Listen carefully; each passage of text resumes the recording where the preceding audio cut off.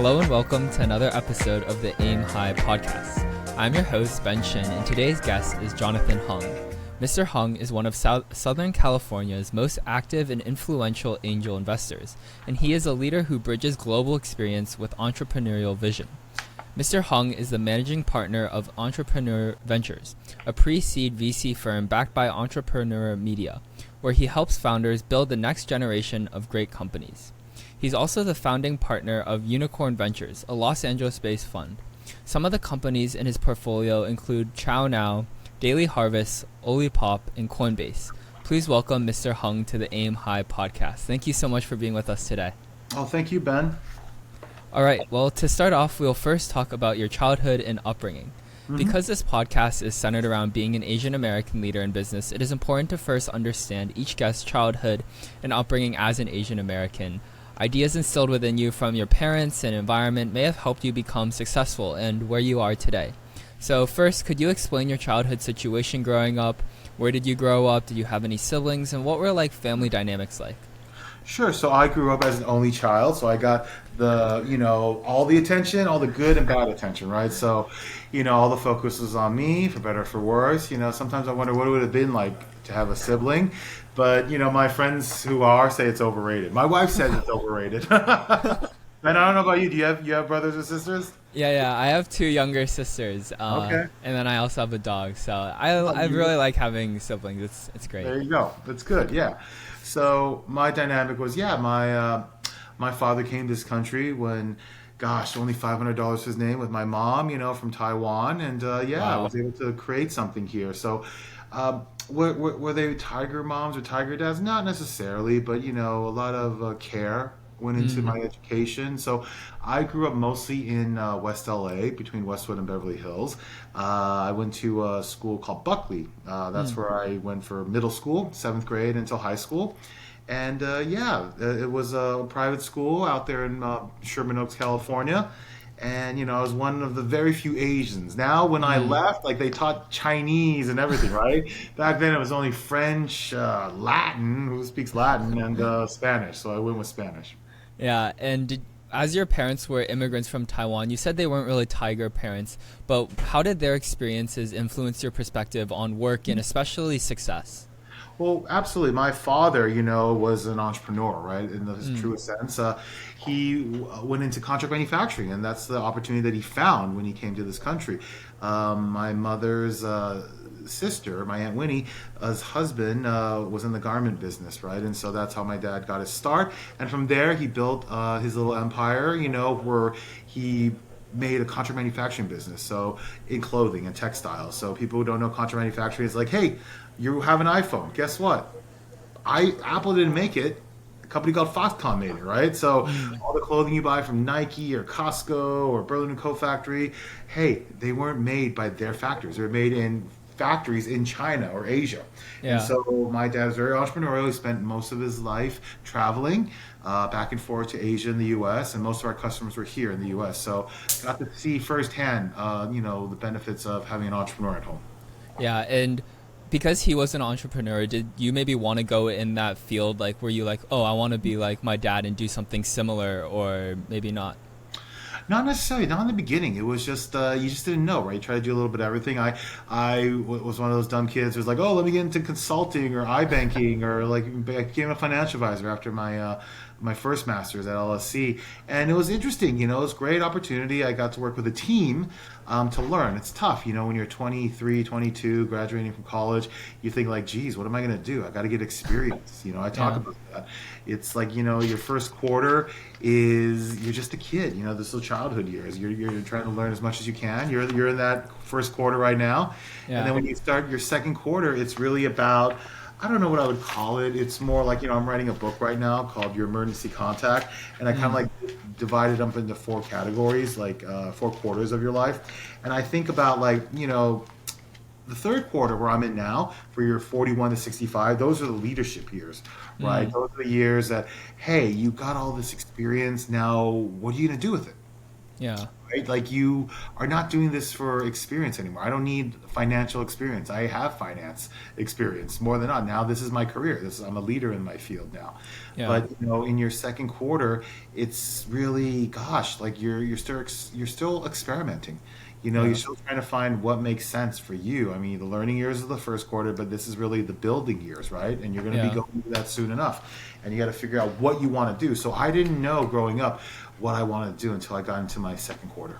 Yeah, and do you feel any like pressure to conform to certain expectations, either from your family or from maybe like your surroundings at all? Just, I don't know if I am truly competitive. I don't know, but Mm. like I think what I'm really good at is I just work hard, and I'm a worrier. I'm a glass half empty kind of guy, not half full. And I just worry a little bit more, and it's maybe sometimes to my detriment. But Yeah. I'm happy-go-lucky. I have a great personality, people say. But at the same time, like I worry. I just think the worst of situations, right? I always think Mhm. like, how can people just talk in such like, oh my God, they overpromise the world, and they think everything's gonna happen. I'm like, geez, I hate to be like that because I hate to Yeah. be disappointed.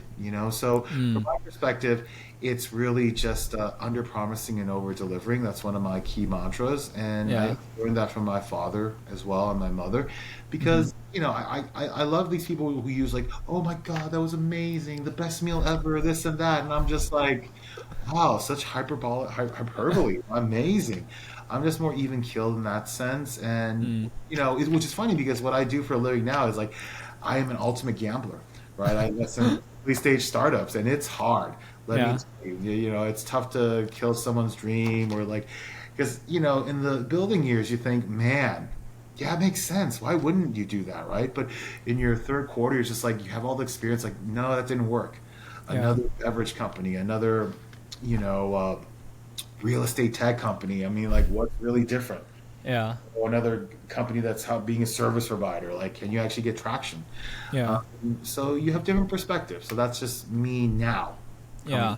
forward in my career. And if there was like one thing that your parents really taught you, or that you take away and still like think about today, what is that? Gosh, this is so true, and I think about it all the time. I think about like what my dad used to say. It's like, no one's gonna care about you or love you more than your own family, right? And Mm. that's really true in the sense. So like when you make friends, yes, you have acquaintances and associates, and like I'm sure that's your best friend. But at the same time, that best friend better be like he or she is your family. Mm. Because it's a different way. It's like I said, I'm writing my book, Your Emergency Contact. I actually have it. I have it here, like the final edit. I'm trying to like take care of it, right? And Wow. and Congrats. we got to go to the copy editing now. But like, I finally came up with the title. Mm. It's called Your Emergency Contact: Why Trust Drives Venture Capital Success. And I think that's so important. Like a lot of people can say like, "Oh, I love you, man. I love you, this and that. Love this, love that." So many songs about love. But you hear a lot of songs about trust, you know? No. Like I trust you. Like I Mm. trust this person. That means a lot more to me Yeah. after the things I've gone through in my career and the so-called friends that I've had, I Yeah. wouldn't call them my emergency contacts. They were just acquaintances and like, we were friendly. Like Yeah. have somebody to be by your side through thick and thin that you can trust, that you can call on, whether Yeah. good or bad. That's really important. Yeah. And as we move on to the second part of the podcast, talking about education and early career, kind of that like second quarter, I guess, kind of referring to your book. Yeah. You said you didn't really know what you wanted to do, and kind of was like you went into, you were a financial analyst first. Am I correct at Yeah, as a Morgan financial Stanley? advisor. Yep, I work for Yeah. a So team. maybe what was that like journey like going there, and like what was your mindset, I guess, at the time? Because you kind of said like that was just what everyone was doing. Like, why did you decide to do that?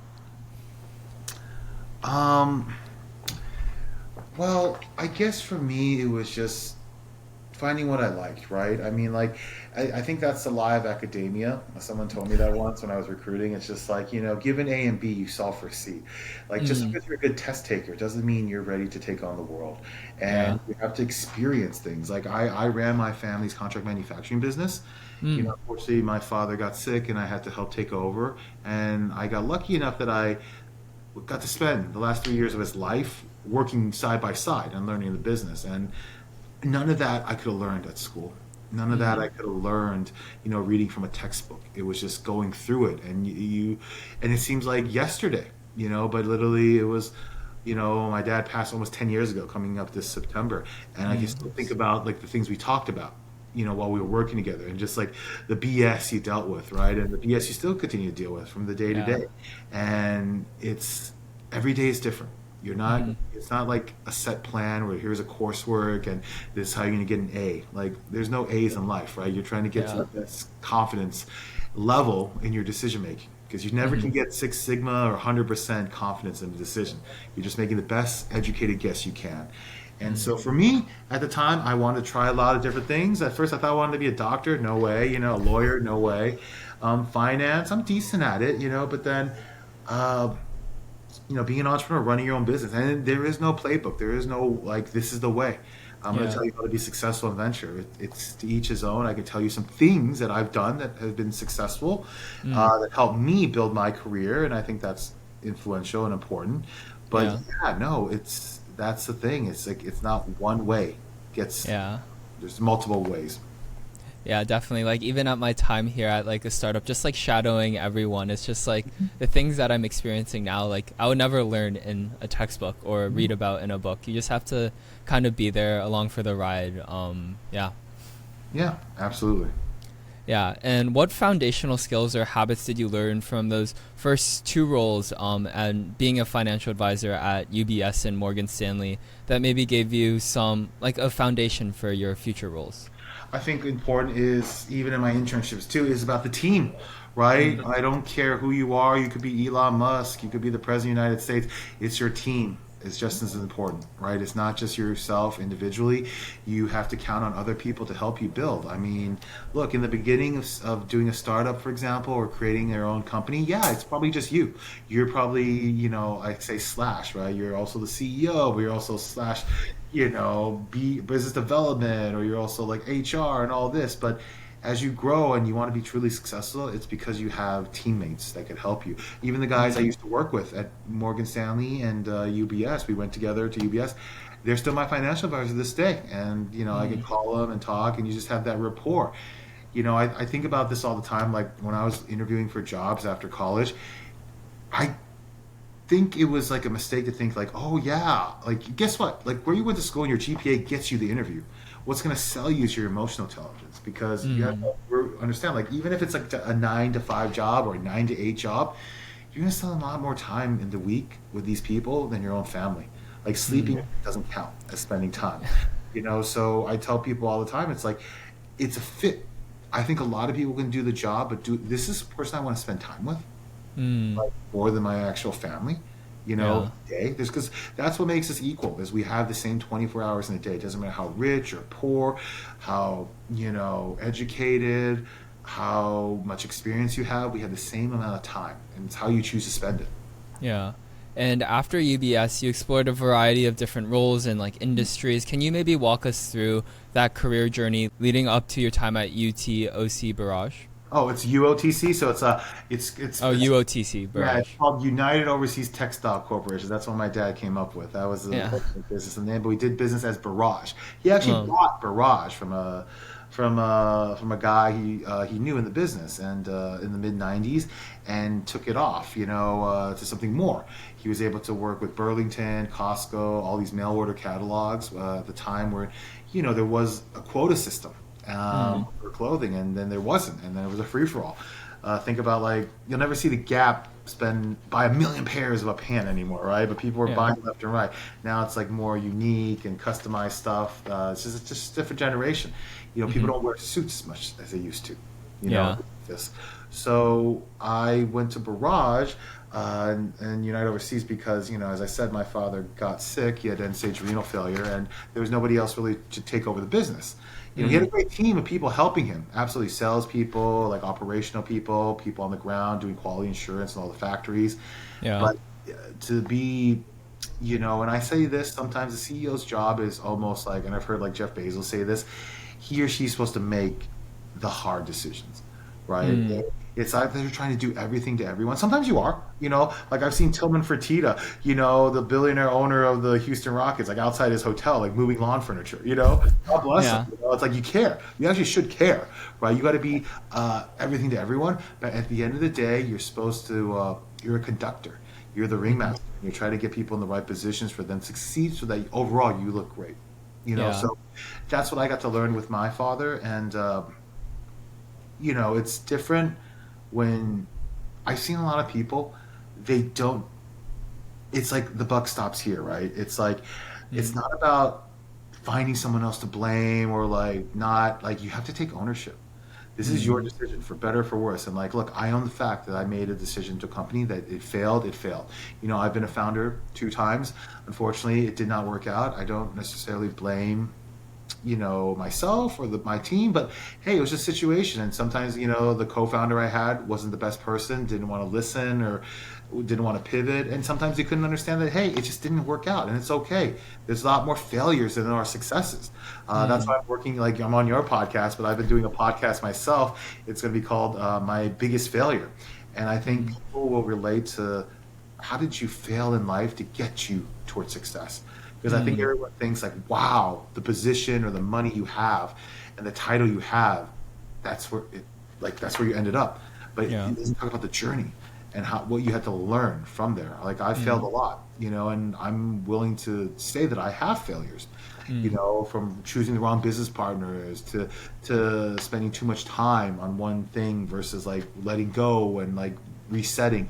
We're all human and we all have made mistakes and fail. Mm. That's what makes Yeah. us human as well, that we can fail and get better from it.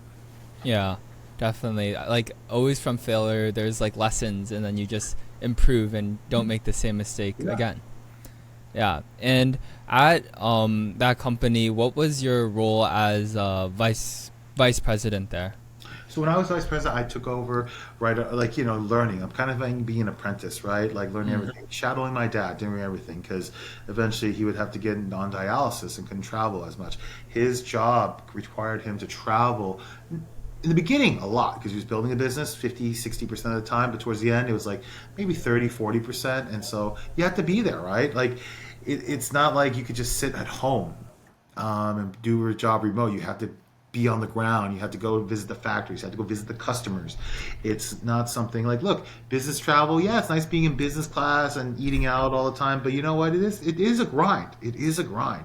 Yeah. Being on schedule, like you can't sleep in the same bed every night. It is tough. So it's not for everybody. But when you're building, you got to make the sacrifices. So I got to learn under him, and then I say unfortunately because like I became the president because of his death.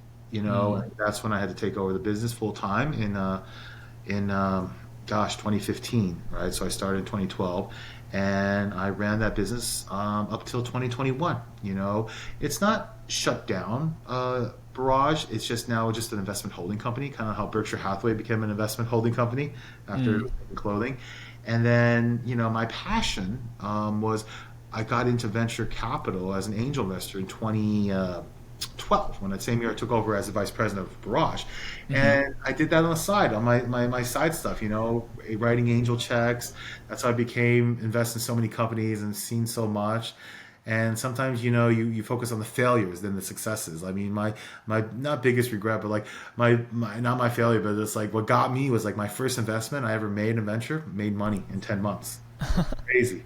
Yeah. It's not really the norm, right? It's you got to wait like 10 plus years, and it wasn't like it was like a Series D company ready to IPO. No, it just got bought, you know, Wow.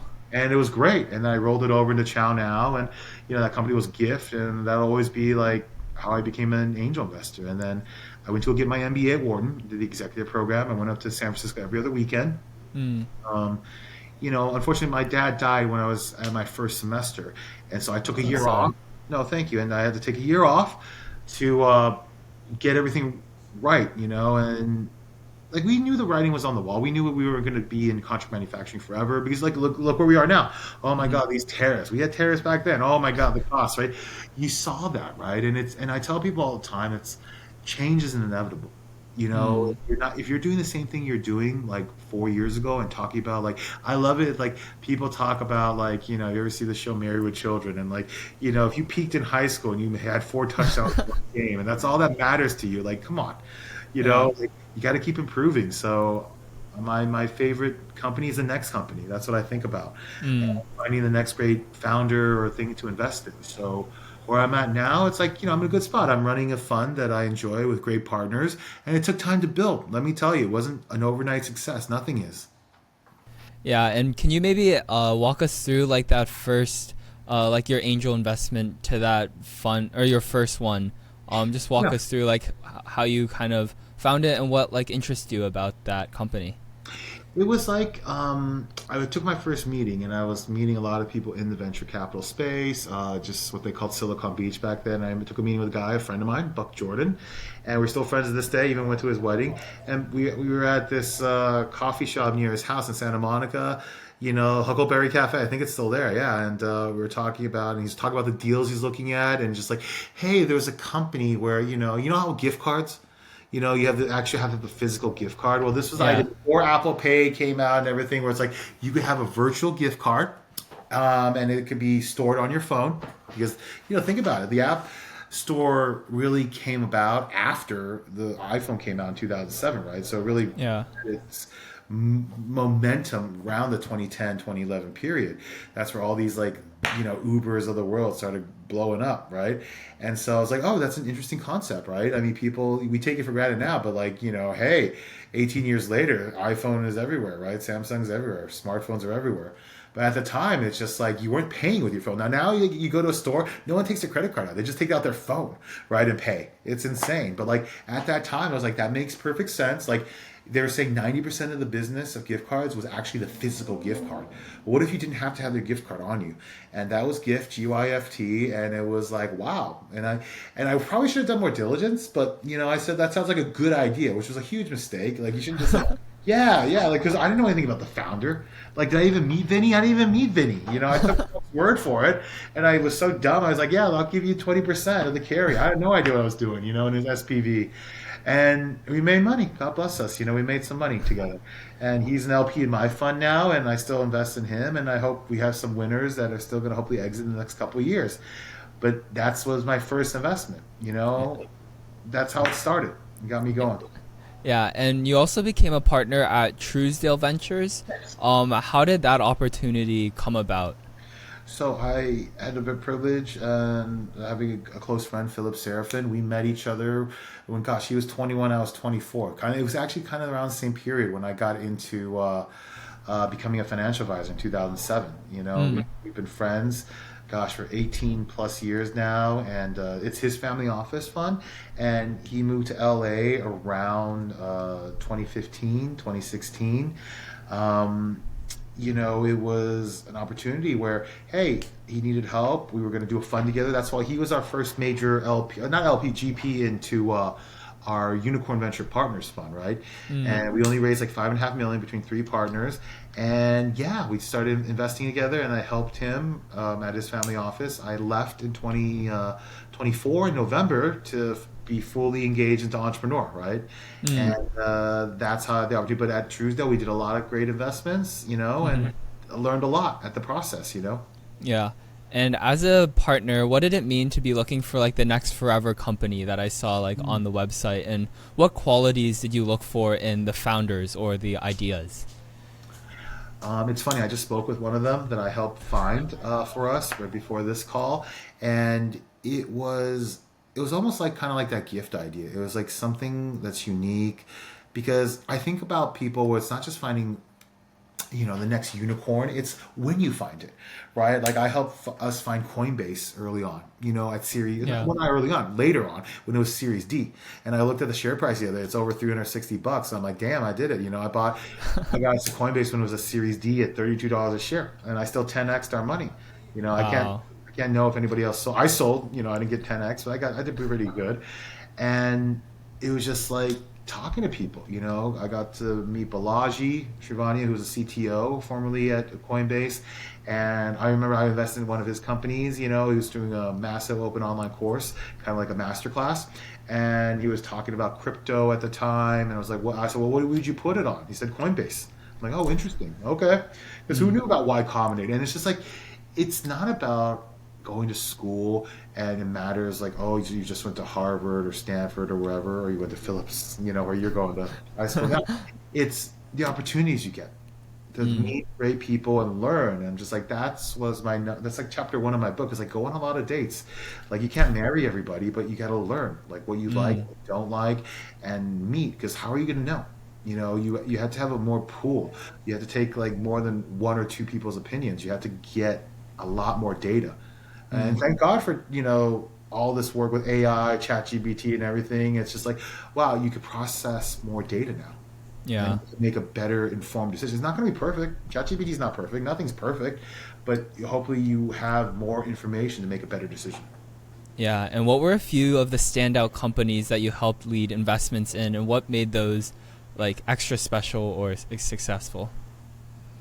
It's just some like times it's just I don't want to say luck only, but I think half of it is being prepared, putting in the hard work, and sometimes being in the right place at the right time. Like I tell people all the time, like, you know what, I made a mistake once when I was starting as an angel investor. Like the third or fifth company I ever saw was a company where you pretend to buy and sell stock, and you get like a score every week, and you couldn't actually buy the stock.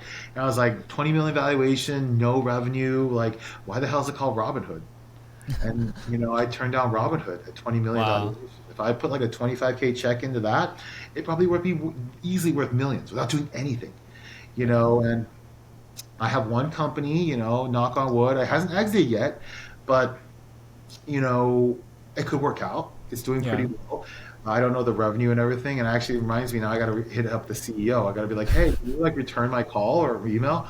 But I met him back in like 2016, 2017.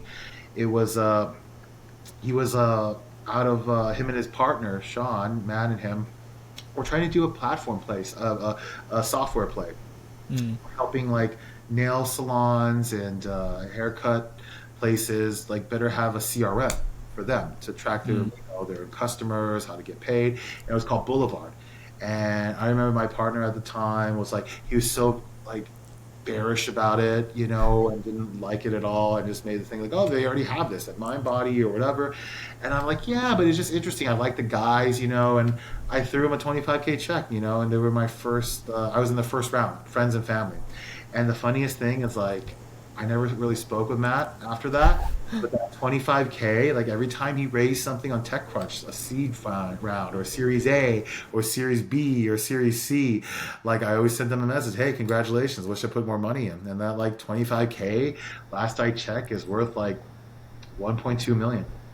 Wow. That was it. And I wish I put in more money. I wish I had more opportunity to help him because I became a better investor and I have more contacts than anything.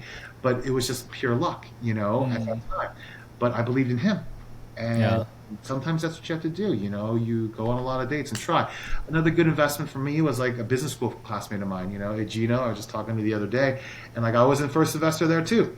And so, also that other partner was saying like, oh, well, there was only one company who bought it. Well, guess what? That company did buy it. So STFU.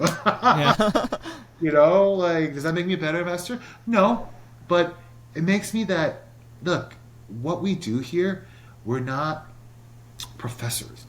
We're not here to get Six Sigma black belt, master black belts. We're not trying to go to the moon, or shoot rockets into space. I mean, what we are trying to do is find the best teams, the best founders with an interesting business model at a good valuation, and that we could help succeed. That's it.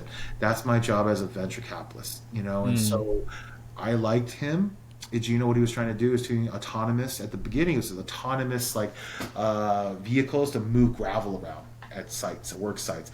But then it pivoted into like autonomous vehicles for tractors, to mow, to help in agriculture. And it was called Bear Flag Robotics, and Bear Flag got bought by John Deere, that one company that a former partner said be the only company. Well, guess what? All you need is one. right? I know the founders of Honey, right? Like, God bless them, George got PayPal to pay. Yeah. So that's all that matters. You get to the exit. Like, who are you to judge, right? You should enjoy it. Hmm. But it wasn't an overnight success. It was a lot of hard work, and anything could have blown it up at any moment. Yeah. So that's what it is. And I've had my failures. I've been a founder, as I said, and unfortunately it didn't work out. But I think what I'm really suited for is what I do now. Be a VC, help them kind of act like a high school counselor and get them to their college, right? Get them Mm. to their Series A, and then they find their next round of advisors to help them. Yeah. Yeah. And as we move on to the third part of the podcast, talking more about your most two like current roles as founding partner at Unicorn Ventures and also managing partner at Entrepreneur Ventures. As a founding partner at Unicorn Ventures, can you maybe take us through like the journey of creating that venture Yeah. firm and like what inspired it to? Yeah, it was something where, like, look, I've been an angel investor, but you have to understand, like, running someone else's money. I used to be a financial advisor, right? Trading your money is totally different than OPM, other people's money. And so we wanted to prove it out. We never actually raised a fund from other outside LPs. It was just three GPs. We put all our money together and we want to see if we could work together. We did pretty decent. I made some pretty good successful investments in that company and we had some failures. Yeah. And that's okay. That's part of venture. But I learned a lot of how to structure a fund. Like, people think they know the basics and you just don't know. Like, I tell people, like, you want to run a fund, like, you know how many entities you need to create, the bare minimum? Like, people think it's just founders fund and that's it, like one Yeah. entity. No, you got to create at least three entities. One's the management company, one's the GP entity, and one's the LP entity. That alone, you have to know, right? You Yeah. have to find the right lawyers. Just because they're a lawyer doesn't mean they're the right lawyer. You got to find the one that makes sense for you. And it doesn't matter. Like, I don't get blown away by brands. Like, that's Goldman Sachs or that's like Skadden. Like, you got to find the right people. Mm. Right? They didn't have to go to all these great schools. They could have gone to a great local school that they killed it at, and they're just really great. Some of Yeah. the best engineers I've worked with, they didn't go to school, right? They couldn't have learned anything. They're just great at coding. You don't need Yeah. to get a degree to be a coder. So that's my time at Unicorn. It helped me become a better, GP now, and my role at Entrepreneur Ventures, and my time Yeah. at Truesdale helped me become a better, manager now. Yeah. Yeah. And what are you still responsible for at Unicorn Ventures? Like, do you do stuff on a day to day there or? No, not anymore. We made our investments. We never raised a second fund, Yeah. because we just went our separate ways. But hopefully those will pay out. Like, one of the investments I made in there was Coinbase. Another great company called Solugen that I found and sourced. Hey, that could be, God, on the high end could be the next Chevron. On the low end could be the next Dow. I mean, it's doing decent. Always knock on wood. I'm trying to see we get that exit sooner than later in 2028, God willing. But that could return the whole fund, just for that one investment. So let's see. But Yeah. that's what we do there. I don't make any more investments out of Unicorn. Yeah. And how did the opportunity to become managing partner at Entrepreneur Ventures come about? It came about because I invested in a company, and both Entrepreneur and I were on the cap table, and Truesdale put in money as well. Unfortunately, that company didn't work out, and we later found out that the CEO is a complete scumbag. Because What did he do? I mean, like, there's a difference between being like an asshole and versus a scumbag, right? Because an asshole, you know that they're just an asshole, right? Like, like, hey, that's who they are. They're just rough around the edges. Like, at least you know what you're getting. A scumbag is like a guy who just tells you what you want to hear.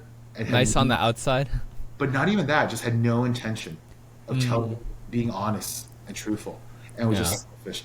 And thank God, because like he was going to be a part of Entrepreneur, but found out his true colors, and we were able to like ask him to leave, before we finalized everything, and which is great, and he got me the opportunity to meet the president of Entrepreneur Media and the owner, Ryan. And so guess what? We have this. It's been very beneficial to both sides, and we're looking to create, a platform that could help the next generation of entrepreneurs. That's Yeah. it. And that's a great opportunity. And we don't need to raise a lot of money. We're raising between 5 to 10 million, but it's the Yeah. first step. Fund ones, you're not going to hit it out of the park with the fundraise because people are scared, right? Most of the time, it's like, well, why wasn't there 1,000 Christopher Columbuses? It's not like he really discovered America, but Yeah. he was there. But you have to take the journey. You have to take the risk. Like my Yeah. dad called it an expedition, right? Like A lot of people think they're gonna find like Lewis and Clark, the Pacific Northwest, but like sometimes you starve, sometimes you die along the way for whatever Yeah. reason. It's not for the faint of heart, but if you work hard and get lucky, hey, you'll make a career out of it. Yeah. And as managing partner, how do you divide your time between like high level strategy and actually like hands on investing? Like how do you split your Every day time? is different. I mean, I don't think you could put it down. It's like, I give people credit. Like, I have an associate now, and like, I don't know how he does it. He puts on his calendar, like, decompress. And I'm like, I don't know, like, what your generation has, but I'm just like, okay, like, you need a break. You need to put in, like, lunchtime. Because, like, I open my calendar. If that's a meeting I need to take, that's a meeting I take. Sometimes I've had 14 meetings in a row. Wow. And it's important. You have to get it done. Your fundraising is a slog. Go look that Mm. word up, all right? A slog. You hear the word, but it's like slog means it's tiring. And you have to put a lot of effort, and it's repetition, and there's no right way, there's no magical way of getting it done. And founders have to know that too. I mean, it's easy to work for somebody, you know. Mm.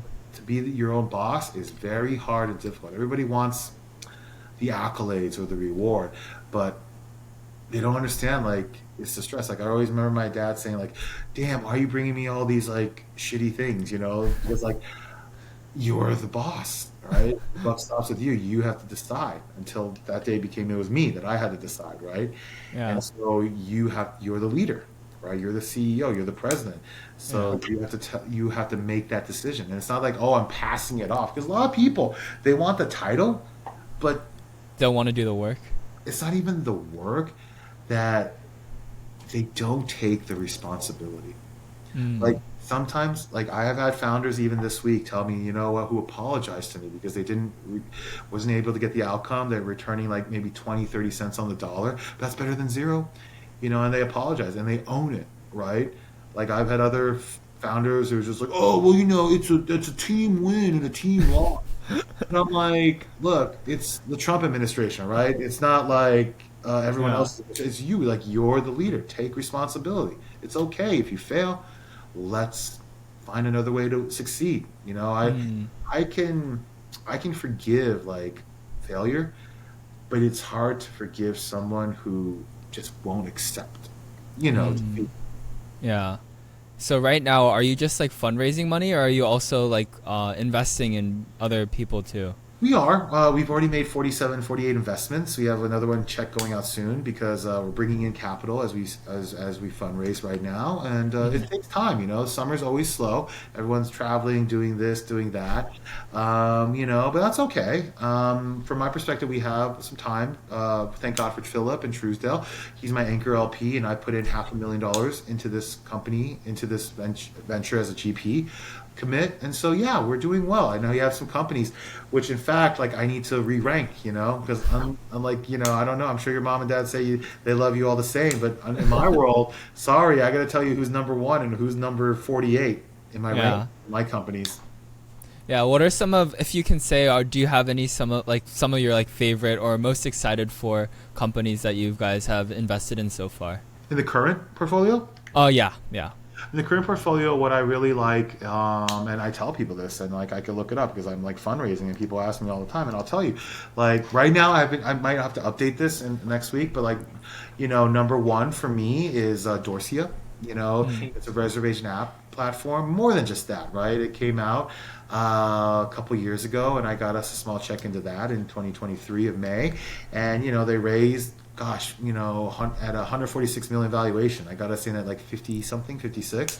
So that's up money. They have plenty of bullets, to keep growing. We're in Circleback as well. It's a really great note taker that I've met right before they went to Y Combinator. We put a Mm. check to them as well. And then we do CPG. I've been accused of being only a CPG investor. I'm not, but it's a really great restaurant group. We host a lot of dinners there. They're doing fantastic. They're probably in 40 locations, and I add another Mm. 46 and growing. Wow. All you can eat Wagyu Oh, their that sounds great. yeah. Yeah, and and a couple other good ones, that are growing on me that I think will return the fun. and some that are in the yellow. I basically make them green, yellow, red, and the green you rank them, the yellow you rank them, and the red you rank them. And some of these yellows, that doesn't mean they're in trouble. It's just that look, they're trying to discover their product market fit. They maybe have maybe less than a year of runway, and they need to show that they can get actual customers and revenue to justify raising the next round. Yeah. Everybody in the green to me means they're okay.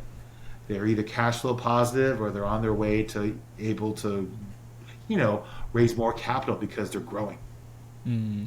Yeah, and what's your favorite part about venture? Like, what do you love about the venture world and your job? I think for me that every day is unique.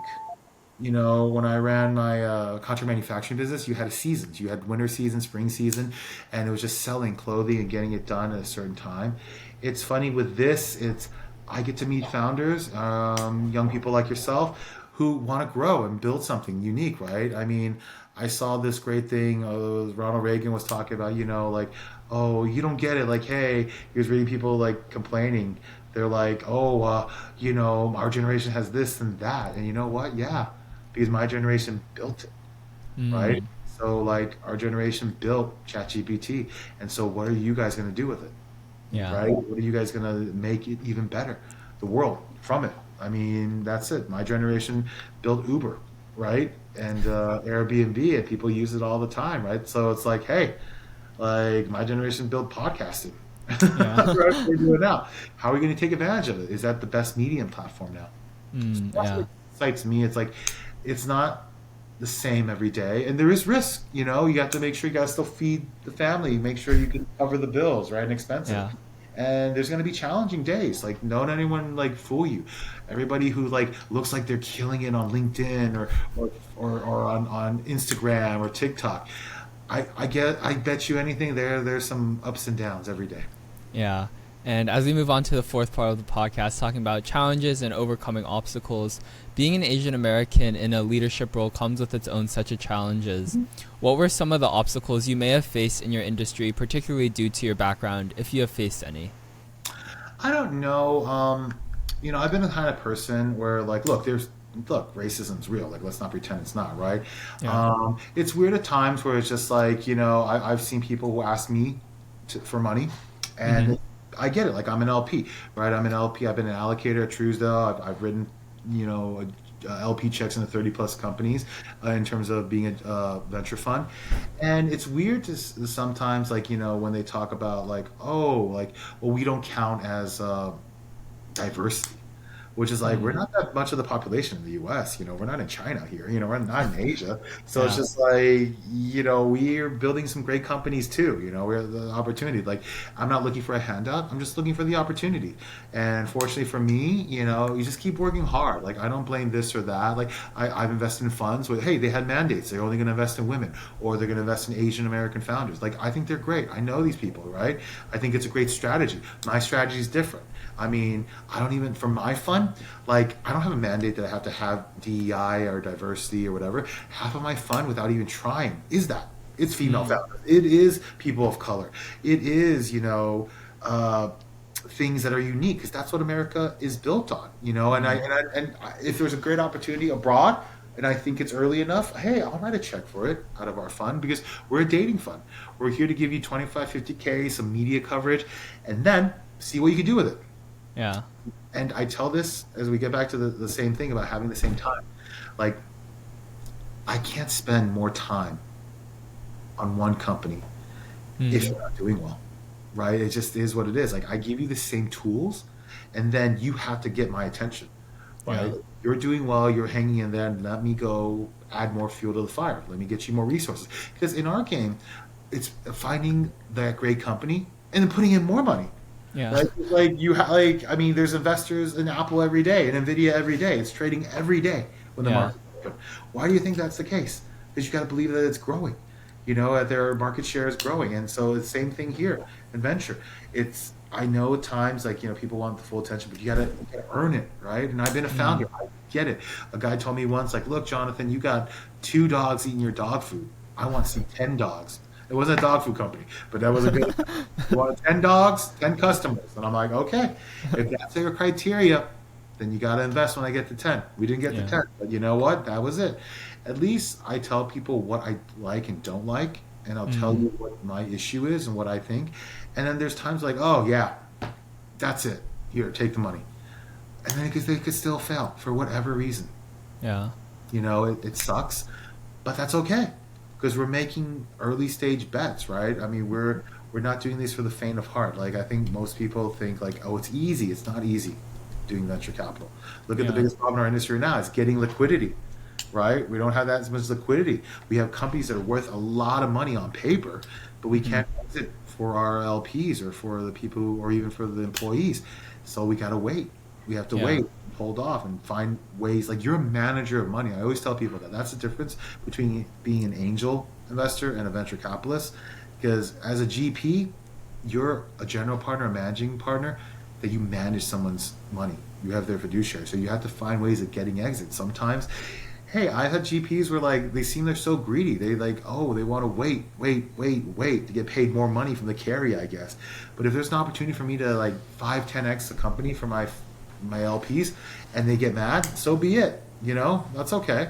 Yeah. But we're gonna find opportunities to get you out because look, we have to keep doing this, right? I mean, my strategy is not about finding just the needle. It's buying the haystack and then finding the needle when you have the haystack, Mm. having the data.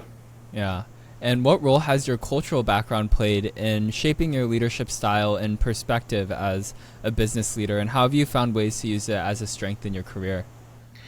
I think it's just having more perspective, right? Like, in China, for example, when I was, working there for my family office, it's just a different culture. And you got to see things. It's like the 999. Have you heard of that culture? No.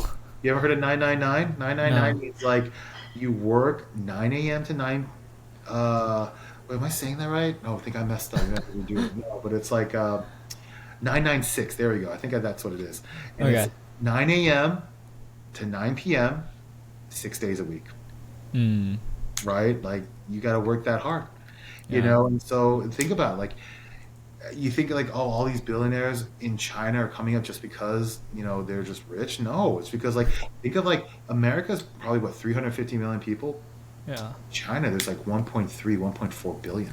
So Yeah. there's 4 times more people that you Yeah. have to like compete against. Yeah. So it's just like competition is real. Like obviously you don't want competition, you want a monopoly. That's great, but it takes time to get there. So I think like you just see different perspectives, and you think like, oh well, you know, why? I mean, we can't invest in China right now for obvious political reasons, right? But if you find an opportunity to make money, why not open another channel, Yeah. right? You have to see that what they're doing different that we could adopt, right? It was used to be like, oh, copy to China, right? It was C to C, and it was just like whatever we did here, we just copy to China. But that's not the case anymore. They're doing things there that we're copying, that Yeah. we want to like be good at. Like really, like you think about TikTok, not just it's run by the Chinese, but it's like, hey, like selling on TikTok is a thing, Hmm. Yeah. that's unique and it's a channel to get your D2C product out there faster than it is Yeah. to get it shelves or your local, Walmart. Yeah. And as we move on to the final part of the podcast, talking about advice and inspiration, as your job, as you said, is very stressful and it's basically taking a lot of small bets, how do you handle risk and especially difficult times as a venture capitalist?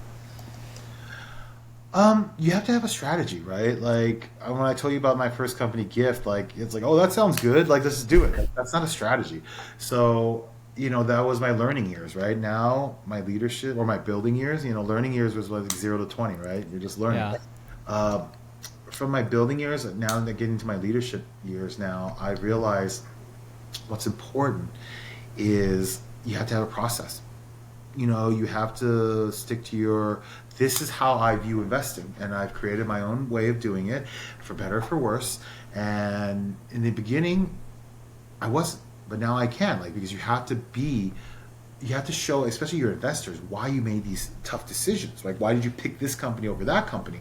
And as I said, we're writing a lot of checks, so I've developed a point system. It's out of 16 points, 4 categories. We're looking at the team, we're looking at the business, we're looking at the valuation and the cap table, and we're looking at the alignment. And I score those 1 to 4 each category, and my minimum score is to get to 12 out of 16. What's 12 out of 16? Come on, do the math. Like what, 75%? Exactly, three-fourths, right? So C's get degrees, right? So, like, because there's that thing, like, my chapter two of my book is called One Sigma Confidence, right? And selecting investments with clarity. Think about that. Like, you're not going to get Six Sigma, 99.999% confidence in the decision. Yeah. So if you get to like 68 and a half, which is one sigma, that's good. But I Mm. like to get to like 75%. So if I can get like one sigma confidence, a little bit over, which gives Yeah. like 12, it should be 11 out of 16 is not, but I want 12. Yeah.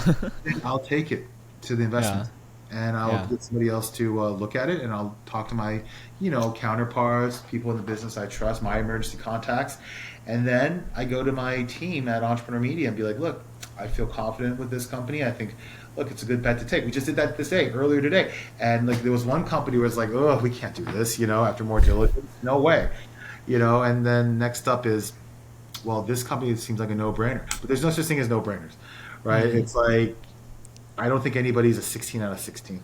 Like Mm. that's possible. Have you ever had a 16 out of 16? Not at the moment, Not right? at the moment. Because Yeah. like that's hard. That is so hard. Like Yeah. I, how can you have perfection? I Yeah. don't know. But some people think they can be, which congratulations if you think you're perfect. Yeah. Are there any like characteristics or traits shared among people that start startups that ultimately maybe lead to success? It's not a magical formula, but there's traits, right? It's not one thing, it's a combination of things, right? Because I can't be like, oh, if they don't have this, forget it. Like I can't Yeah. say that.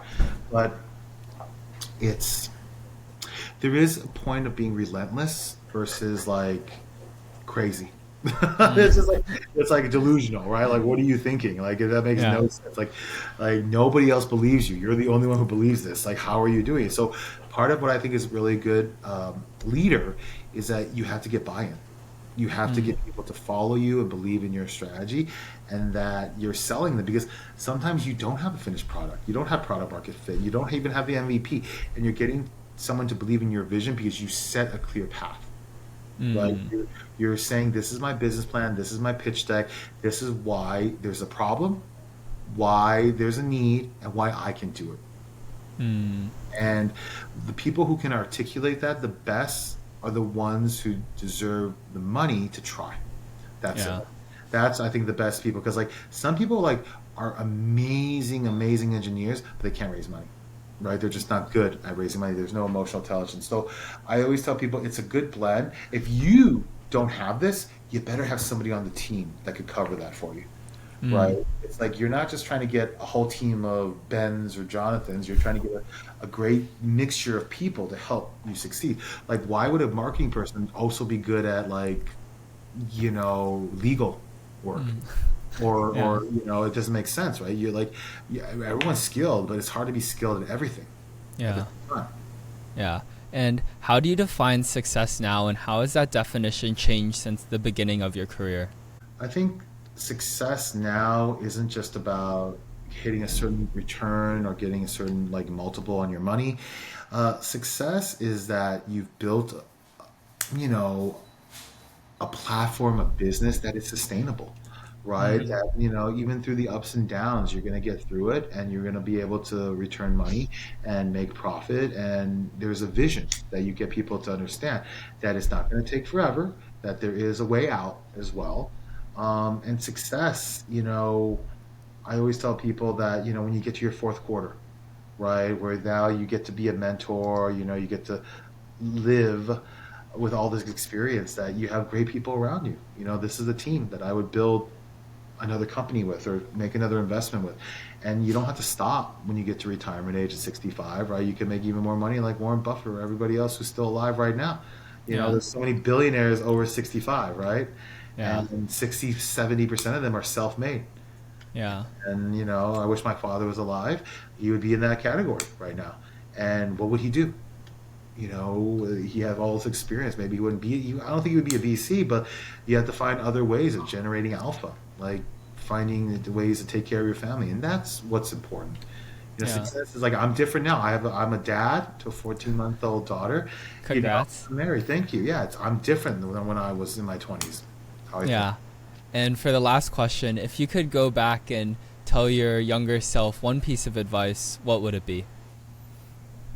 honestly, for me, is it's good and bad because for me it was uh, I was somewhat a little too naive and trustworthy, and you think Mm-hmm. like people deserve your trust because you give it to them, but I think you have to earn it, and that's like the second title or my subtitle of my book. Right, it's not about just like being someone's emergency contact. Is that like why trust drives success? Right, that's Mm. this is so important. So, I mean, when someone's trying to convince you to do something, hey, you got to have a little doubt. You have to can't be like, oh my God, rose-colored eyes, glasses, and think everything's gonna kumbaya its way to success. Like, it's rough, and I tell people that. Like, I have my associate now, and he's just like, oh, whatever, it's gonna be great. It's like, I mean, that sounds great, man, but like, what have you done? Like, you got to find your own deal flow. You got to create your own voice in this game. Yeah. Well, thank you so much for being on the podcast today. I really enjoyed your time, and we'll definitely check out your book when it comes out. Hopefully, yeah. Thank you, Ben.